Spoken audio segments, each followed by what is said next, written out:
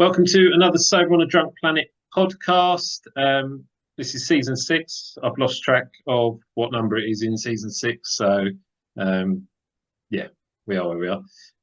This week, I'm very honoured to be joined by Jamie. I've been following Jamie ever since he came into the Facebook group. I think he's read some of the books and, yeah, just really inspired by how he's navigated various things in his sobriety. And I thought it would be good to just get him on, have a chat, and see how everything's gone from how he got sober through to the things that he's faced in sobriety as well. And yeah, welcome, Jamie. How are you getting on? Yeah, good. Yeah. 9 months, 9 months, 15 days now.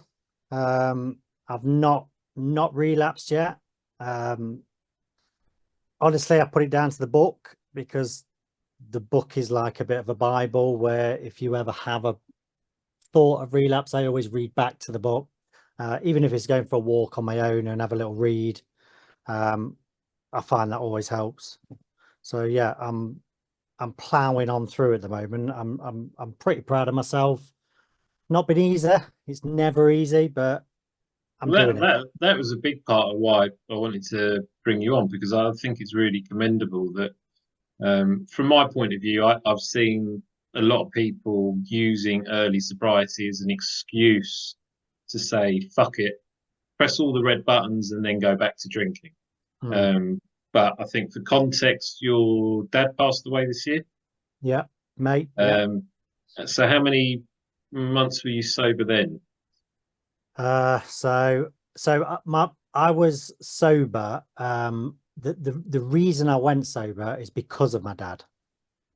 So seeing him lying in bed, uh, with incurable bowel cancer, um, and I know it's through some of it is through drinking and obviously diet, things like that, but it's definitely through drinking. I think that day there, the 22nd of October, will always live in my head because that was the day I decided and said, right, enough's enough. Like I don't need it anymore.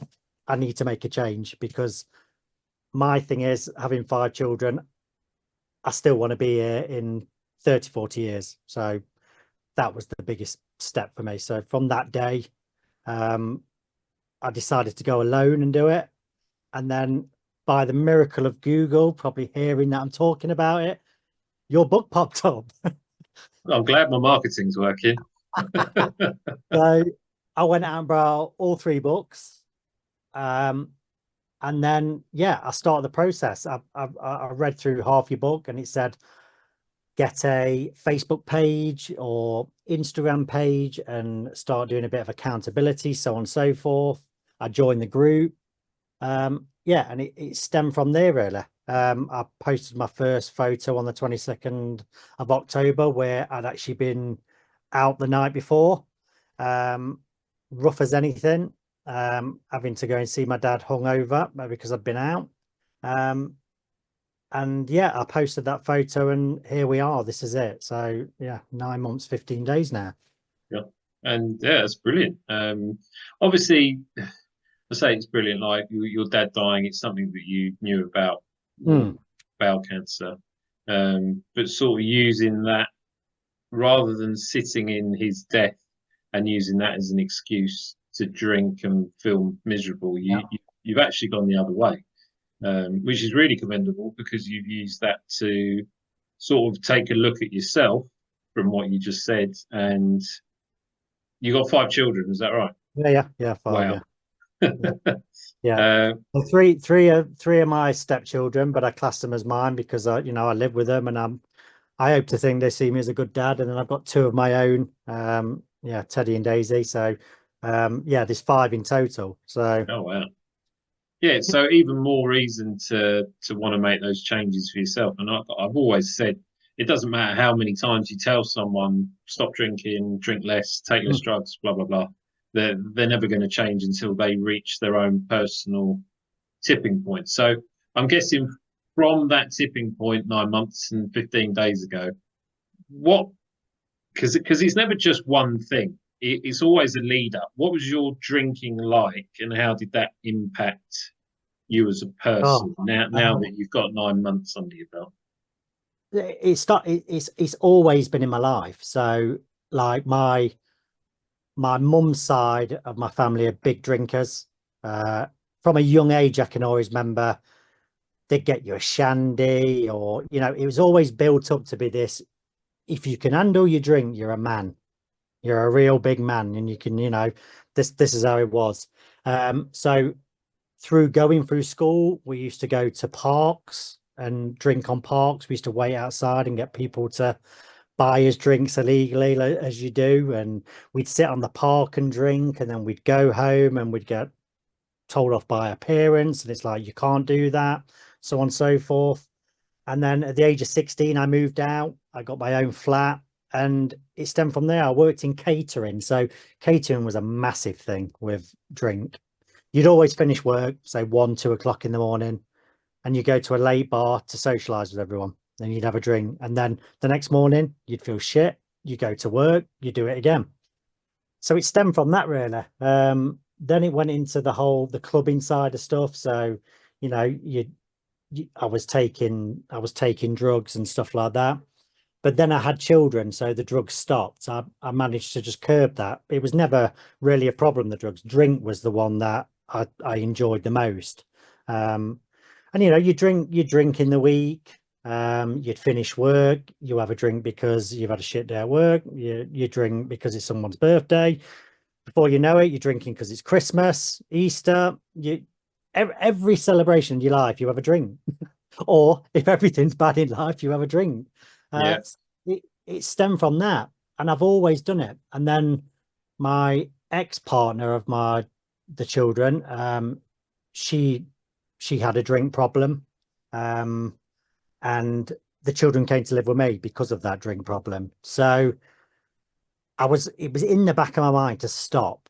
So I thought, but I always felt like I always wanted it. Like I always think if I had a rough day, that would just calm me. Like I don't need anything else. I can have a glass of wine or two and I'll be fine. But then it stems onto 1 bottle, 2 bottle, 3 bottles. Weekends, it'd be my weekends are starting on a Thursday. So it'd be Thursday, Friday, Saturday, Sunday. And I'd go and have a drink on a Monday after work because I'd feel rough. So that's how it stemmed. And then obviously with everything with my dad, it was just like, what am I doing? Like, there's got to be more to life than this. Like, there's so much more to do. And then, yeah, I don't know. It was a light bulb moment. My current wife, she's only, she drinks a little bit at the weekend. She never drinks in the week. Like, it's something that is like, when I used to do it in the week, she used to say to me, like, this is not normal. Like, the amount you're drinking in the week, like, you shouldn't be doing that. um and I put on weight and got big, and then yeah, it was just a light bulb moment. I just thought, if I carry on doing this, it's under control. It's not I don't see it as, like, I wasn't seeing it as a problem where I was waking up every morning thinking, right, I've got a drink. But it was the social thing. It was all I thought about, as in this social environment. Like, every time I go out, I'll be the last one there. I'll be the one trying to get shots on a Tuesday after we finish work, and everyone's like, "Are you what the hell is going on, mate? Like, it's Tuesday." Do you know what I mean? And it just stemmed from that, really. And then I just decided, yeah, there's got to be more. And the book is the biggest thing. Like, I know you probably think because I'm on your podcast and I'm talking about, you haven't been paid to say this, whatever you're yeah, about to say. exactly. The book, when I read the book, I was like, this is me. This guy is living what I've gone through in my life, and he's wrote it all down. So for me, it was like, when I was reading it, I could relate to so much of it. Like, and it really started to make me think about my job. Why am I not succeeding in my job? I'm always blaming everyone else and saying, oh yeah, I didn't get the job because of this. I didn't get the job because of that. Or why couldn't I go on this holiday? Or why can't I do this? And it all came back to alcohol.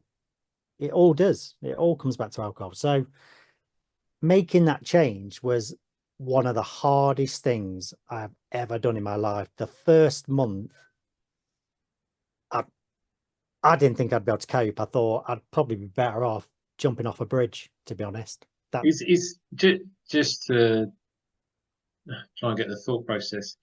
Was it hard because you didn't know what else to do, or was it like physical Yeah, cravings, or it's a the bit of it's mix? the fear of missing out for me was a big thing because the group of friends I had growing up, it was always, why aren't you down the pub? Why aren't you down the pub?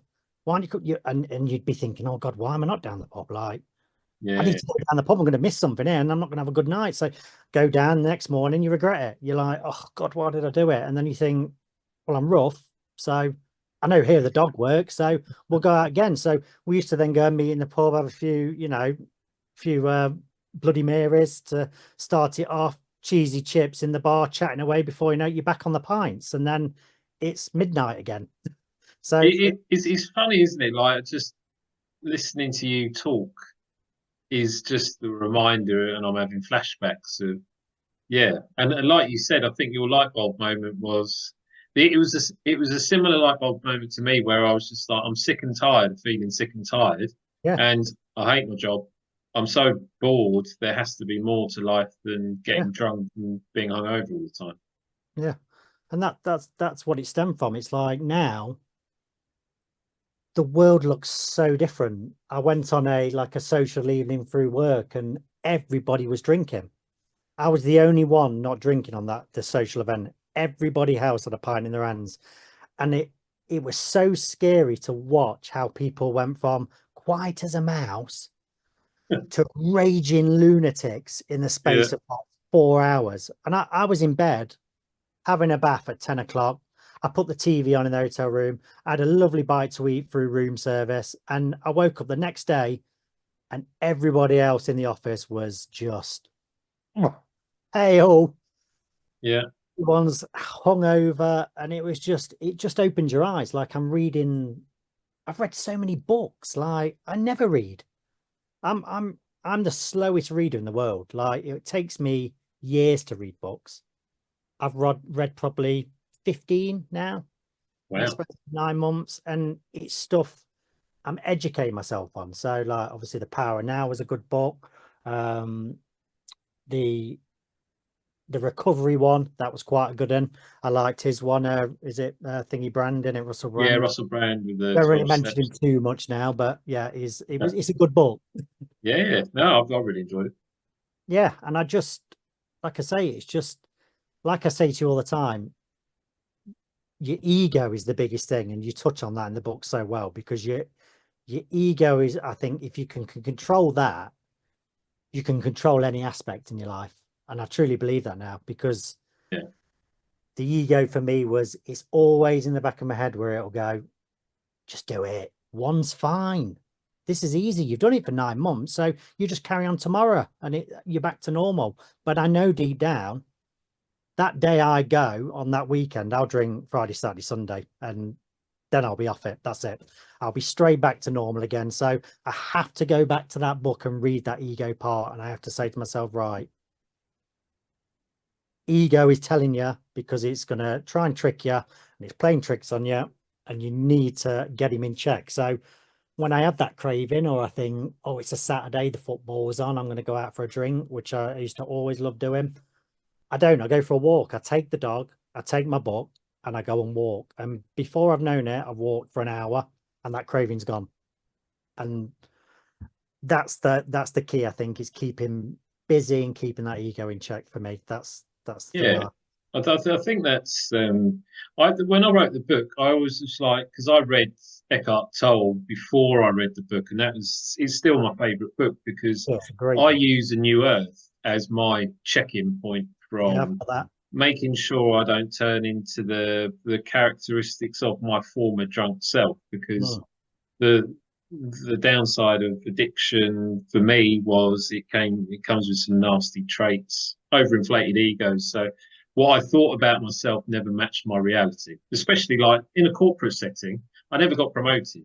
And mm. my ego would be firing off, going, "How dare you not Yeah, promote me? I've come in exactly. hungover and I've still done some work for you, you bastards." Yeah, yeah. I was the same. Like, I'd get the roles like the new role I'm in now. I could tell, I'd always blame everybody else. It was never my fault. It was never my fault. It was like, it's your loss. I'm going to find somewhere else to work. I'm going to do bare minimum now because you're not giving me what I need. And in 9 months, I've already been promoted in my new role. It's So crazy. it's it is mad. It's like you're waking up feel fresher. I do a plunge bath every morning now. 5 o'clock in the morning, I do a lovely little plunge bath. I work on kettlebells each day. I'm going to the gym on a Saturday, which I've never seen a gym on a Saturday. They're open Sundays as well, which is surprising. So I go to the gym on a Sunday. I'm climbing Snowdon on the 31st of August. So it's just there's so much more.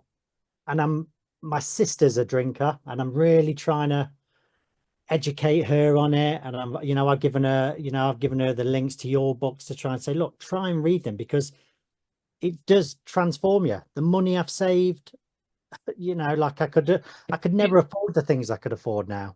Yeah, and like for 9 months is a relatively short time in the scheme of how long you've been drinking for. Yeah, yeah, And to get all those benefits so quickly, I think what you said about work in the corporate world, I've actually like the clarity I have now running my own business is the corporate world is centered heavily around alcohol for keeping people in jobs that I don't always think people are like, I don't want to assume this, but the way that I look at it is alcohol keeps people in jobs that they wouldn't otherwise want to be in.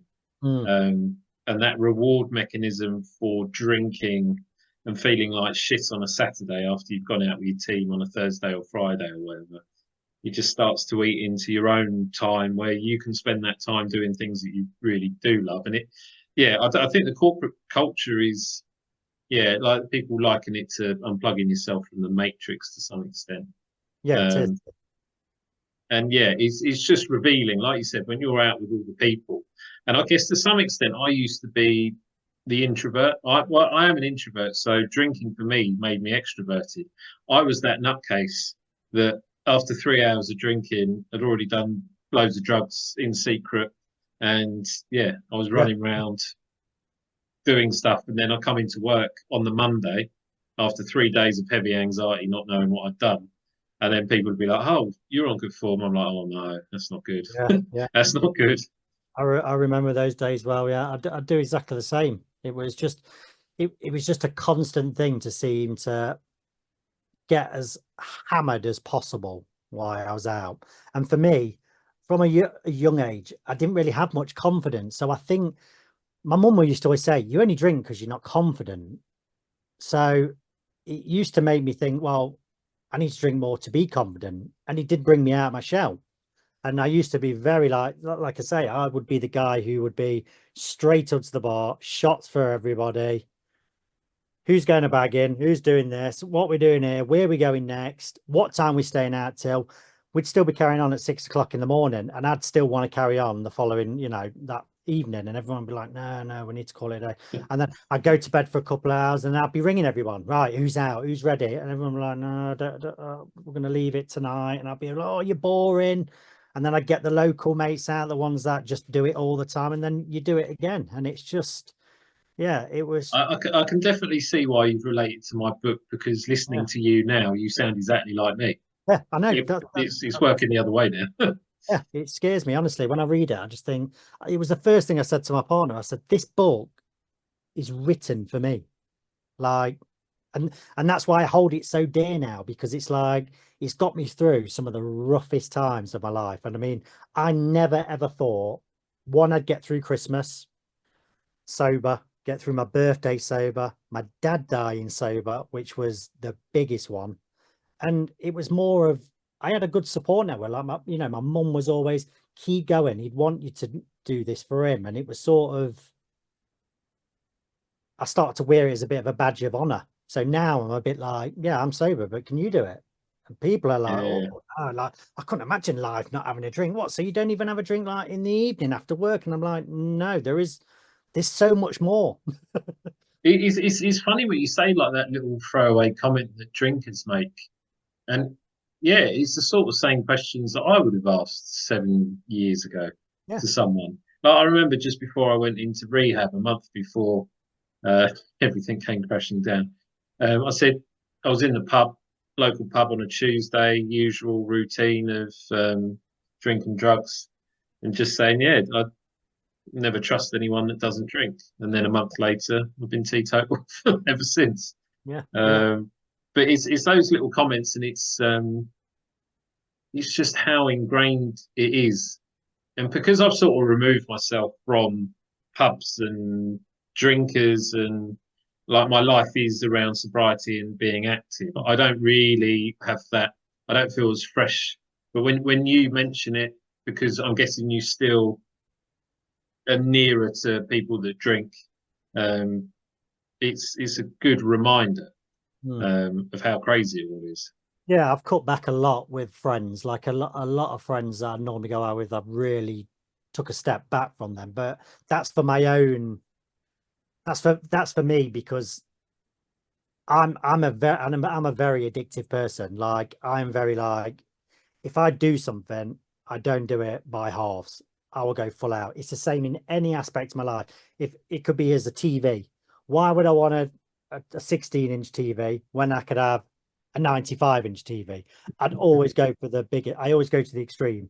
Yeah, I'm like that with everything, clothing, gaming, yeah, anything. My wife's always like, "Oh my God, what fad is it now? What you buying now?" And I'm like, "Right, I'm trying this one out now," and she'll be like, "Oh God, is it another?" That's how I am. So I'm yeah, yeah, an all or nothing person. So for me to take it out of my life and take those friends and then just take a step back, that's helped me massively because now I've not got that temptation from the people that I know would normally be going, "Come on, it's just one, it's one, no one's going to know. Carry on your sober streak as normal, no one will know. Just keep pressing that button, telling everyone you're doing it." I don't want that. So it is a hard decision to separate yourself from them, but I've got to be selfish in that way for me. Um, and if that works for me, and then I'm going to do it. So, and I feel like it is working. It's doing its job. Um, yeah. and I don't want to see my kids. I don't want my kids to see me drinking all the time. My two children are very anti-drink because of what's happened with the mum. So they they hate it. So I just thought again, after my dad, I thought this is a perfect opportunity still to not do it. So I clearly show him I'm drinking a zero every now and then on holiday when I had a zero on the beach. My youngest come up and he goes, "Oh, you're drinking." And I went, "I'm not drinking. This is zero line. I have to show him." So now every time I sit and we go to a pub to have a meal and I get a zero, he's turning the bottle around to check it. Yeah, To me, that's a good thing because that's driving me even more now because yeah, he knows I'm stopping and he'll come in and ask me, "How many days, Dad?" And I'll be like, "Oh, 9 days, 15, like 9 months, 15 days, 9 days, 16, whatever." And he loves that. So that's more of a drive for me as well now. So it's sort of, yes, my dad started that, but my kids now are driving me on to keep going. And I say to them, I want to get to 7,000 days, which is 25 years. yeah, So if I can do 7,000 days, which is 25 years, and then I'm done on it. That's it. There's no going back then, I don't think. I'm going to do it. So yeah. yeah, that's what we say, 7,000 days. It's inspiring, like how yeah you've gone through all those things, and then using your dad and your kids, and then obviously we've already talked about quite a few life-changing benefits Mm, as well, and obviously those benefits make you then realize, and I think like even I do it from time to time, like I have to take stock of the benefit of things now that I do that I can only do because I'm sober and not hungover. So a yeah, simple thing, me and the missus, um, and like you said, with your kids checking the zero beers, like I probably have 4 zero alcohol beers a year. I don't. I like yeah, them like that. with a curry or a Corona maybe, but generally I've never liked the taste of beer. It's just nice to have one without the alcohol in it. Yeah, But she's been sober for 5 years as well. So she always turns it round and makes sure when the waiter comes over that they yeah. pour it with the bottle, um, Well, that which was is like one of good. the comments on the group because that guy, when I posted the photo on our group, and he said, make sure you're checking these. It's like, it's the first thing I do. Like, I get them to give me the bottle while I'm at the bar, and I check the label before they serve it me, because I've heard some horror stories in the Facebook group where people have just been giving them before they know it, they've been drinking like 4 or 5 Yeah, pints and it's too late. And it's it's funny. Like, so I celebrated my first year of sobriety. I went to Dubai, which is a pretty much a non-drinking place apart from all the expats yeah, in the hotels. And I asked for a virgin colada because that's what I like. Um, and I had 2 sips of it and I was drunk. So I knew from only having 1/5 of it that it had alcohol in it. So I just asked for them to change it. And I was like, well, it's a mistake. I did ask for a virgin colada. But it's funny, after so much time off booze, you can really feel its effects. Um, and it's not nice. Like, I'm a bit of a control freak. Now, feeling out of control with alcohol would be the worst feeling in the world. yeah, And it's yeah, crazy looking back at it. And talking to you is reminding me a lot about all the things that I might have taken for granted a bit now. But like living in that cycle of sort of hangover, regret, and repeat is boring. I mean, it's really boring. yeah, yeah. I love the feeling. I love the feeling alcohol gives you. Like, to start, when you first get that initial buzz, it's just like, it's the best feeling in the world. It's great. You're thinking, yeah, but you have no control of it. I don't care what anyone says, because it only takes one to tip you over the edge to where you can't remember anything. And that's the bit I hated. Like, if you wake up in the morning, you think, oh God, what have I done? Like, so like I say, I'm an all or nothing. So if that would have happened to me, if I'd have had a drink and they'd have given me that, I'd have probably gone the opposite way and gone, yeah, I'll just carry on, not mention it. And then just, so for me, it's like, yeah, I'm very hard on myself when it comes to that. I'm checking every drink that comes to the table for me. Um, all my family know, I've made it very clear. Uh, I've got an uncle who was always like, you're gonna give up. You like beer like me. You'll give up one day. And I'm posting every month to him. Like, I'm up to 9 months now. And like the other day, somebody goes, you're doing a lot better than me. Like, I could not do that. And I'm like, yeah, but you can do that. You've It, it, got to want to it's do it. it's funny. I think like the one thing I was told in rehab, so like more of an extreme level. They said like you've all this trust and stuff is broken with family because you've been drunk and you've ruined everything and you've gone bankrupt, etc. Blah blah blah. And it doesn't matter where you are on the scale, but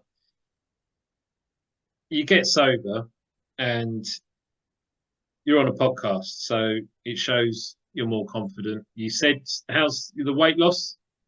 Yeah, I was at 16 stone 5. I'm now 14.6. That's incredible. See, Yeah.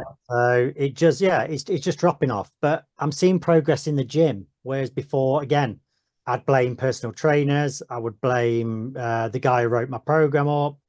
I would cancel memberships with him and be like, no, you're yeah, rubbish. I'm I, going to I some. did, I did all that. Yeah. And then now it's like, I'm eating healthy, I'm training. Um, I'm actually going vegetarian. I'm starting to go vegetarian in the next week or so, because It's similar to me. I've suffered with gout. So, and gout Okay, from drinking. So yeah. since I've stopped drinking, I've had no gout. I think gout is a lot more prevalent in younger ages. I don't have the stats to back it up, but only from my experience, I had friends in my drinking days who were on crutches when they had bouts of gout at 28. Yeah, yeah, yeah. Like And my that's dad gets it. My dad still drinks, and like for all intents and purposes, he probably drinks too much. Like he's not a bad drunk, and it's always been part of his rugby culture. But he's a driving instructor, and if he gets gout, you he's in can't agony. drive. Yeah, I can't even walk on it. Like, I have to have my foot up, and it just again, it was just another thing where I was blaming everything but the drink. I was thinking, oh, it's my diet. It's because I eat loads of red meat and I eat Or shellfish. spicy foods is what my dad Yeah, always said. yeah, it's the disease of kings, isn't it? So you're eating good food all the time. But then when I went to the doctor and I was like, I've changed my diet, but I'm still getting it. Do you drink? And I went, oh yeah, I love a drink. Yeah, yeah. How much do you drink? And then you're like, oh God, that dreaded question of like, do I lie to him now? Or Yeah. I'm like, I only have about 16 beers in total at the weekend. That's about 8 a day. And he'd be like, that is far too much. But really, I've probably had 6 bottles of wine and a whole case of beer in the space of Friday, Saturday, Sunday. Do you know what I mean? It's like Yeah. that's how it was. So again, that was just another thing that I've seen improve. It's gone. I'm on medication for it now, but I've always been on medication for it, and I'd still get the attacks, but now I'm not because I'm walking, I'm going to the gym, I'm exercising, I'm not eating crap because I don't feel hungover to eat the crap. I'm eating healthy food. So it does literally change your life. And I can't stress enough to people how much it changes your life. Like it's transforming. Yeah, I think you know what the more I think about conceptualizing it, it is very, very simple.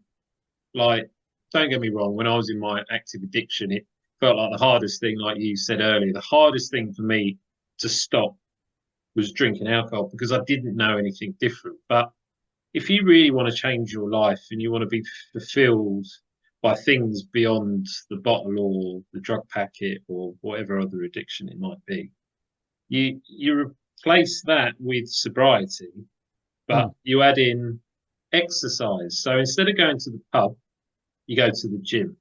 yeah, And then for mental health, you go and see a therapist, a qualified therapist.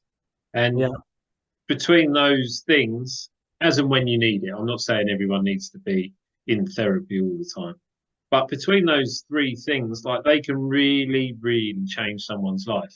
yeah. And they're not anywhere near as expensive as being hungover and depressed all the time, spending, I don't know how much a pint is now, probably, well, where I live in South London, probably about £8, £9. Yeah, yeah. Cigarettes were like 16 quid when I stopped smoking back in 2018. But they're the same, or probably more. Yeah. I mean, yeah, it's just insane. Like, I think swapping the gym for the pub is really good. Like the eating side of things, I think it's made me realise that food addiction was my first addiction. I turned to food from a young age, and I overate. That then made me fat, and then I never really got into exercise until I got sober when I was 31. Mm, yeah, I was the same. Always looking at other friends and great bodies, and I'm thinking, why am I the only one who's like the one with the beer belly here? And I'm like, yeah, I've not got the right personal trainer. That's the problem. Blah blah blah. But it's not, and it's yeah, you do. It's taking that step to find those other things, and I think for me, it's your emotions where things happen. It's it's it's not turning to it when something bad happens. It's Yeah, that's the hardest thing because, like you do, it's my dad's wake, for instance. Everybody was posting on there to say we're going to celebrate his life. We're going to have a party. Every person was drinking there. Everybody, and it was you're doing that to have a good time, and they're all yeah getting merry and having a dance and stuff like that. And I'm just sat there watching it all, thinking, how am I doing this? Like that's me. Like I'm that guy. I should be the one going up to the bar ordering the shots and doing all, all that sort of stuff. And I didn't because again, I had to keep reminding myself that you're going to give up all that time that you've just done for being sober. You're going to let people down, like because I've really focused on, like with my wife and my mom. I don't want to let them down because they're more important to me than a bottle. So I really play that in my mind a lot. Like I use that as my, my tool as well as the book. And it's, do I want to fall off? What benefit am I going to get from it? I really just relate back to myself, writing things down. What's the positives of it? What's the negatives of it? Do the positives outweigh the negatives? So on and so forth. And that's what I do. And it seems to be working, Don't get me wrong. I miss it still. I'm still at that stage where I do miss it, because there is times when I'd love to go out and have a cold Heineken in one of those nice frozen glasses that you see, and you think, yeah, I'd love it. But again, you've just got to, when you get to that point, you've got to think, right, what have I learned from my book? What are the positives? What are the negatives? And that seems to work for me. So, I don't know.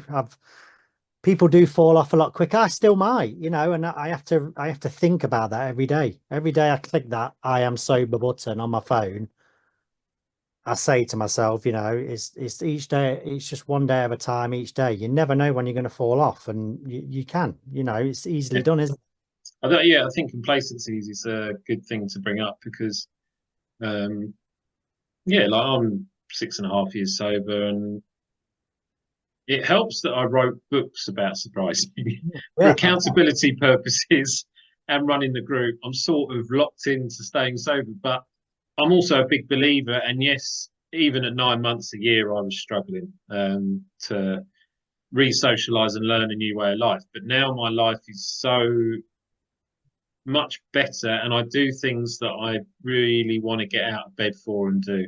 I love going to the gym. I love trying to turn professional at golf. Like you said earlier, I'm all or nothing. I can't just sit there and just do a normal job. I have to do something that really drives me. yeah, It drives me insane half the time, but it's getting that purpose again beyond the bottle. Um, yeah, yeah.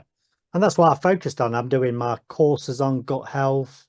I'm doing courses on nutrition, because I think a lot of people don't understand stuff about gut health and how alcohol can really damage your gut and things like that, and processed foods, things like that. So I'm learning that. I'd have never done that before. I'm doing my HGV license to become a lorry driver as well, because it's just something I've always wanted to do. My granddad did it. And I'm doing that as well. So I've paid for that. I've got my theory test booked in for that. oh, wow. Yeah, so I'm just doing a lot of different things where, yeah, I would never do. And like social media, for one, my old social media was just photos of beer and going out. But now I've got a page of health and wealth. It's lovely to look back at my page now, and I'm going, God, I did that walk. And it's just all about, yeah, just I guess Facebook reminders is a good tool for awful. complacency because I sound like a completely alien person. Like I sound like I'm a broken boy who's never healed his wounds from growing up. Yeah. That's how bad I sound. Yeah, it's horrible. I hate the memories. I delete them now. So if Yeah, they come up with anything like where it's just saying to me, "Oh, wicked, hanging Monday," or yeah, and all this sort of stuff, and it's embarrassing for me. Like I'm very like I'm just deleting them off. Same with all, football was a massive part of my life, and I would go out every weekend. Every weekend, I'd never miss a game. Football and the camaraderie of going out with lads, drinking from 10:30 in the morning till say midnight, going home with a kebab, falling asleep with it slapped across your face. That was heaven for me. Like, it was like, yes, I loved doing that. But so how's your love of football changed? You're a Nottingham fan. I'm not even Forest fan yet. Yeah. Yeah. So Just how's that changed? Because I think I can relate to what you might say. But go on. oh, I've got my lad. My lad's into football. So for me, it's enjoying the game instead of waiting just for that moment to go out and get pissed. That's what it comes down to. I enjoy the game now, so I watch the game. I get to talk to him about the game. He's only 11, so we talk about players past and present, and we learn about the game together. We'll sit at home and watch other football games now, but before it was solely about the time out with the lads, having the best clothes, having the best drug dealer, and having the best amount of drinks, and that's how it was. That was life. It was being in the best gear you could possibly get and have the time of your life at the weekend, like you're a weekend millionaire. And it was ridiculous because you just spend an absolute fortune. So my love for football was improved. we So get to were you together. that group of guys wearing your Stone Island jackets? Oh God, yeah. I was, yeah, I'd spent thousands and thousands of pounds on jackets, jeans, trainers, all stuff. Now that I'm sober, I look back and I just think, what a waste of money. You know, I've vinted and eBayed all of them. They've all gone. I don't Oh, wear any of that now. Um, I just, yeah, I've still got my tattoo on my leg, which is a constant reminder. So that's a good thing for me, where that's a reminder when I was a bit of a knob. Um, yeah. it's changed my relationship now. Like with Teddy, we sit and watch the game and we enjoy the game. And you remember the game. I used to always come on the Sundays to think, right, who won? Right, check the score. Can't remember that goal. It was the same at the cricket in Nottingham as well. Yeah, I went to it's a the deadly cricket, one. and you're like, by about 12 o'clock, everything's what? The Ashes are the perfect one. Yeah, I don't even like cricket, but I'll go because I know I'm going to be drinking all day. So that to me is great. I will enjoy cricket, but with a pint in my hand. I'd enjoy any sport with a pint in my hand. And I think, you know, again, that's another thing. It's just you use it to celebrate everything. And what annoys me and what I'm seeing now is there's not enough about it to educate people on it. Like it's poison. You know, it is poison. It's but it's so socially acceptable that you can just go out and buy it. Why is it not, you know, why is it not a case where it's like it's been banned or you can't do it? I see a lot of youngsters like the youngsters obviously I'm with in my house. I've got one who's 18. He's not a drinker. He's not a massive drinker. Like he'll have the odd one or two, but because he don't see it as cool. It's not cool anymore. Like when I was growing up, it was the coolest thing to do because if you could drink, you were cool. And I think the younger generation now are starting to step off it, which is because they've quite seen all of us get drunk, and yeah, they're like, that's fuck it. that. Yeah, yeah. Like my kids, like my daughter, I've said to, you know, would you have a drink eventually? And she'd like, no, I never want to drink. I've seen what it does. I don't, and that's great for me because I'm educating sobriety through them as well. And they're seeing me as a role model to say, God, my dad don't. And you know, how many dads can literally turn around and sit to their kids and go, I don't drink alcohol because 90% of them dads on that beach on that week away all had a beer in their hand. And Yeah, I was the only one who didn't. You know, it was I was doing other stuff. I'm in the sea with them for 2, 3 hours. I'd never have done that. I'd have been like 10 minutes in the sea, straight to the bar. yeah, and that's the thing, isn't it? Like, I don't have kids, so I don't know. But I'll ask the question to you: how in the 9 months has your relationship with the kids changed? I think you just highlighted one point where taking alcohol out of the equation, it always seemed like a good excuse to stop being present with Yeah. kids, so they wouldn't necessarily get you for that long. Yeah. For me, it was like again, it was just there's nothing else you do at the weekend. It's such a it's such a drink culture in this country. So it was it was just a thing that I wanted to do all the time.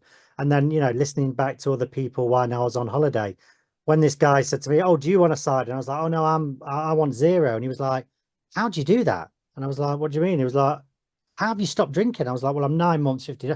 Oh my God, that's amazing. He was like, I couldn't do that. He says, there's nothing to do here in this town. He says, if it's bad weather, we go to the pub. If it's good weather, we go to the pub. If I feel shit, I'm going to the pub. And I'm like, that is the point, mate. And here I am. I'm on your page going, buy this book and have a little. Honestly, this I'll book. have to start paying you for marketing. Yeah. So the kids now, it's like, I'm totally in the now. So, you know, it's, and And and that is like the Power of Now by Eckhart Tolle is one of my favorite books. I still listen to it on audio all the time because his voice is very sleepy, so it actually sends me to sleep as well. But my I think I feel like I'm a time traveler because I feel like I've slowed down time mm, because I'm so present. I do the things that give me purpose and passion. Like I love what I do. I don't feel like I'm watching the clock all day, and yeah, I genuinely feel like the last 6.5 years since I got sober has felt like 20 years yeah, of me that's it. drinking. Or, yeah, like 20 years of drinking would have gone by. Yeah, because you remember so much. You've got so many hours in the day to fulfill stuff now. It's like it gets to the evening, like obviously tonight, I finished work 5:30. I finished today. And then I looked outside and I thought, God, what a lovely day it'd be to have a beer today.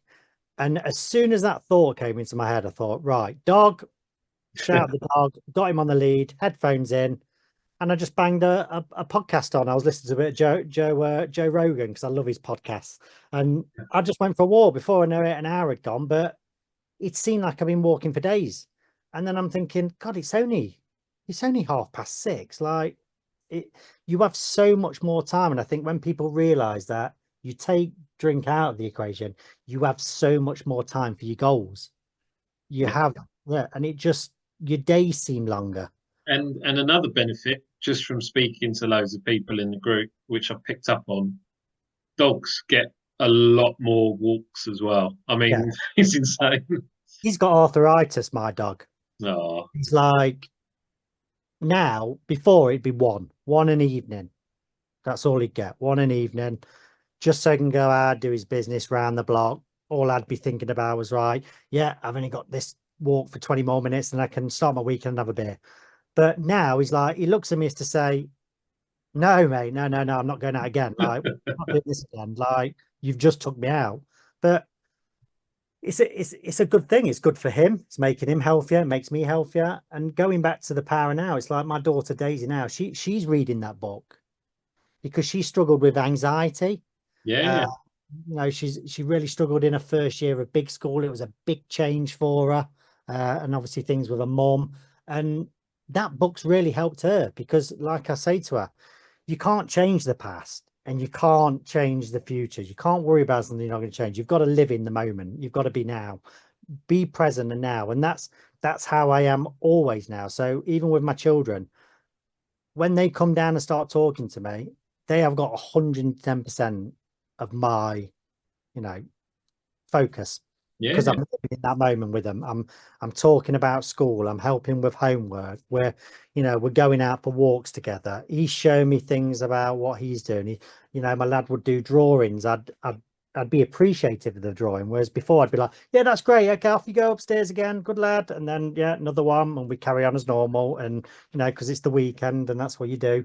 But now it's just I'm spending real quality time with everybody, not just my kids, my wife. We watch programs together where we've got our own programs, and we we talk about things that happen in the news, politics, and it's just a clearer understanding of the world now. It's opened my eyes to so much more. There is so much more, and yeah, I can't thank you enough for the book, to be honest. It's crazy, yeah. crazy. I mean, the reason I wrote it was just because I felt like it. Yeah.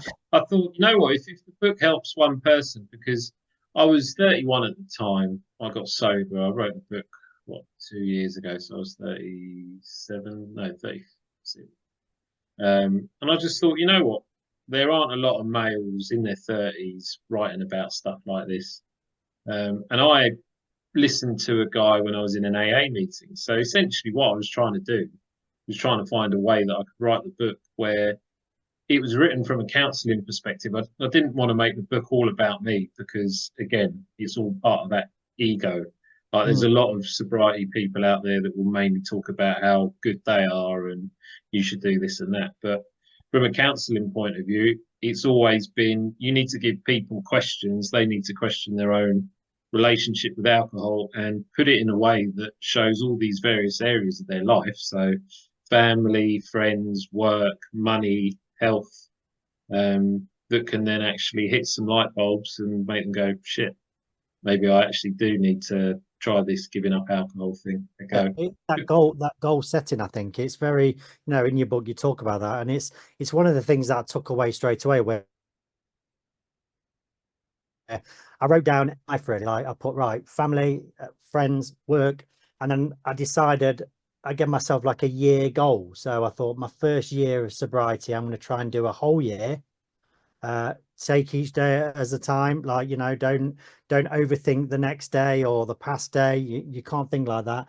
And then I just wrote down things that I wanted to change. So I wanted a better relationship with my family, where before I wouldn't be invited to, so I wouldn't be invited to some parties because I would be the guy straight away, the messy one.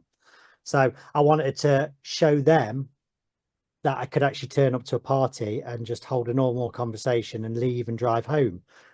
So that was a big thing for that goal. And then friends, it was cutting back friends that I didn't think I needed anymore and finding new friends, which is a big thing to do. And so I've done It's, that. that's Um, hard work. That's a good point to stick on. Like, I think that was I was 2.5 years sober, and that was the transition period I was going through. And I had to cut ties with people I've grown up with my whole life. And then suddenly say, you know what? I'll find new friends, but I'll also just be more grateful for the ones that are left over. Because I realized it's quality, not quantity. and I think they naturally fall off, don't they? Because when they know you're not drinking, they see you as you're not the fun guy anymore. So you're not going to be like the person they can have a laugh with or laugh at. It's a So laugh at, yeah, so really. they don't end up calling. Like my phone now, sometimes I look at my phone and think, why have I even got one? Like it doesn't ring as much, but I It's don't so care. peaceful, honestly. I don't even bother checking my phone anymore. I've taken social media off as well. So I'm like, well, that's a waste. I've got four amazing friends now. I've got one that I don't see much because he lives further afield. So I don't get the opportunity to drink with him, but he's been so supportive. My friend that I used to go out with all the time, he was like my wingman. Like we've been friends for what, God, 35 years. He's been great. I mean, he's been unbelievable in support. And this is the guy that normally would be the one who's going, come on, come on. But he's been amazing because I think he's just got to a bit of the age where he's seen me doing this and he's a bit jealous now. So I think Yeah, he might be a bit like, oh God, how's he doing that? Like, you know, that takes some achievement and it does. I think anyone that if you can get to one day, that's an achievement. And you know, I hate to see people on the group when they beat themselves up, when they have a relapse and they're like, oh, I feel miserable. And it's just you can't think like that. You've got to start again and it will come. I've been very lucky. Like, you know, I've not relapsed yet, and I've been very, very lucky with that. But it's just making sure I'm always following the things that I've learned from the book and my coping mechanisms. I'm always using them. So as soon as that enters my head to think, oh God, I'd love a cider or I'd love a glass of freezing cold wine or something like that, I revert back to that moment and think about my dad, think about my kids, and then think about how crap I'm going to feel the next day and how people will be disappointed. So that's my coping mechanism, and I think it's different for everybody, but it seems to be working for me. So yeah. I think that's good because I think what you're doing is you're automatically countering your triggers. So when a yeah, trigger comes up, then you're correcting it with the sobering response, which nullifies the triggers. Because I think if you didn't have that sort of coping technique, then the triggers can build and build and build, and without people knowing it, the next thing they've got a drink in their hand, yeah. uh, And because that it was is everywhere. it was for me. I had to go to the pub and have either a Coke or a zero because I had to face that environment. The first couple of weeks, I was like, oh my God, I couldn't dare go near it. Like, even walking past it, I could smell it. I'm telling you, like, I was like, oh God, yeah, like, I bet they're all in there having the time of their lives. And here's me walking this stupid dog. And I'm thinking, why the hell am I the one doing this, so on and so forth. But then it was like my partner, she was like, let's try and go to this pub. And I thought, you know what, she's right. I've got to face it because if I'm not, I'm gonna ever have that fear of walking past thinking I'm gonna do it. So we sat outside, it was rammed packed, there was people screaming, shouting, smoking, drinking. It was the worst time of my life. I was like, just get me the hell out of it. So now we have this thing where my partner will say, French exit. And if I say that word French exit, she knows it's time to go. So we just go. So that's what I do now. So I can cope with it for certain amounts of time, but then I have to do a French exit and just sneak out the back door and leg it. But Yeah. that helped me doing that. And I know for some people it won't, but for me, I had to face that demon. I had to go into that bar and think, now I can do it. I can casually walk into a bar and I can order a Coke, and it don't matter what the barman says to me or what people look at me because I'm not drinking, because they all do look at you and go, what an absolute whim. Look at him, he don't drink. Like, and it's It's like, like no, it's like ordering a coffee in a chain pub, and then the person who's doing it is like, "How do I make a coffee?" yeah, And yeah, that's the it. whole And place shuts down. it's just it's mad the reaction you get when you say, can I have I'll have a zero Corona. Well, we've got alcohol Corona if you no, I'll have the zero. Oh, but why do you want the zero? And I'm like, I don't drink. Nah, I don't believe you. Everyone drinks. Like, no, you sure, mate? Like, and it's just like you feel like you're being forced to do it. And like I said to you earlier, I wear it with a badge of honor now, because then I'm like, yeah, you can't do it though, can you? Like, but you can do it. And that's when I start going on my little Godspeed thing about sober on a drunk planet and start whipping out all the books. So Yeah, real. it does it does work, and that's what I say. You've got to wear it with a badge of honor. I used to hate telling people. My line now is, why don't you drink? I say, because I'm an absolute lunatic if I do.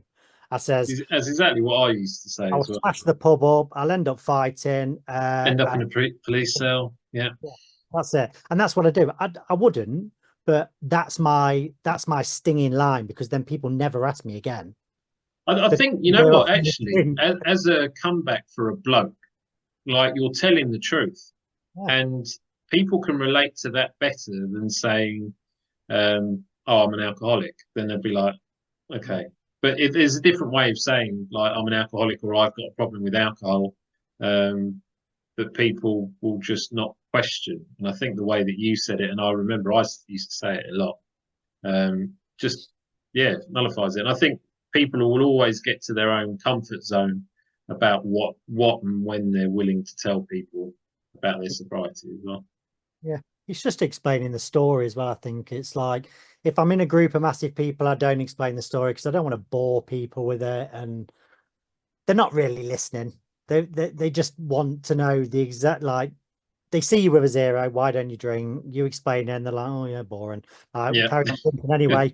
I don't really care. So I just go in with either a shocker. If it's close, like with family, I always explain. And I've explained to my family why I've wanted to do it, because it kills us. It is killing us, and it's one of the biggest killers in the country, isn't it? It's like it's just it's just so blasé. Everyone's just like, it don't matter. I mean, you can even have alcoholics that still carry on working and carrying on their daily life and drinking like they are, and it's just like everyone's just like, yeah, that's fine, it's cool. But yeah, I walked in there with a bag of cocaine every day and just racked it up on the office desk and start doing a few lines, I'd be fired. But if I come in hungover, stinking of alcohol, it's okay, because you had a great night last night and we've got some brilliant videos of you doing this and it's all fun. It's just yeah, crazy. It's crazy. yeah. I think that's a good time to wrap up just on the hour. Yeah. But you know what, like it's been really good chatting because I can relate to a lot, and I think that's probably why you found like the book was talking to you because well, I think we probably live parallel lives, um, about 200 miles apart. I think. Yeah. Yeah. Honestly, just word for word. And what I like how you've done in the book, just to finish off, you've you've made it so easy to read.